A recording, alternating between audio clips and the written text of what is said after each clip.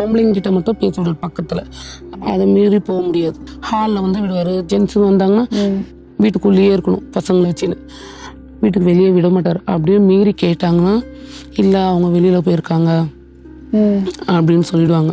சொல்லிட்டா சரி இப்படியே பண்ணுறாங்களே அப்படின்னு சொல்லி சரி கொஞ்சம் குழந்தைங்க கொஞ்சம் பெருசாக வளர்ந்தா சரியா பண்ணணும். பையன் வந்து கொஞ்சம் பெரியவனா வளர ஆரம்பிச்சான். பெரிய பையன் அவங்க அப்பா மாதிரியே. அவங்க அப்பா என்ன சொல்கிறாரோ அதுதான் அவனுக்கு கேட்பான். அம்மா பொம்பளைங்களாம் வந்து வெளியிலலாம் போகக்கூடாதும்மா, வீட்டுக்குள்ளே தான் இருக்கணும், எங்கேயும் போகக்கூடாது அப்படின்னு. நீங்கள் அப்படியே மீறி நம்ம போய் பேசிட்டோம்னா அவங்க அப்பா வந்தால் சொல்லிவிடும். நீங்கள் பேசிங்கன்னா நான் அப்பாட்ட போய் சொல்லிவிடுவேன், வெளியில் போனால் நான் அப்பாட்ட சொல்லிவிடுவேன், வெளியில் போனால் அப்பாட்ட சொல்லிவிடுவேன். பிளாக்மெயில் பண்ணுற மாதிரி பண்ணுவேன். அப்படி இருந்தால் பிள்ளைங்க மேலே நான் பாசமாக தான் இருந்தேன். சரி கொஞ்ச நாள் ஆகட்டும், அப்படியே பசங்களும் கொஞ்சம் பெரியவனாகி வளர்ந்துட்டாங்க. வளர்ந்து இவரும் கொஞ்சம் அவனுங்களும் கொஞ்சம் வேலைக்கு போக ஆரம்பித்தாங்க. படிப்பிடிச்சு அப்படியே வேலைக்கு போக போக ஆரம்பிக்க எங்கள் வீட்டுக்காருக்கும் கொஞ்சம் உடம்பு சரியில்லாமல் ஆயிடுச்சு. உடம்பு சரியில்லாமல் இருந்து அவரும் ஹார்ட் அட்டாக் வந்து இறந்துட்டார்.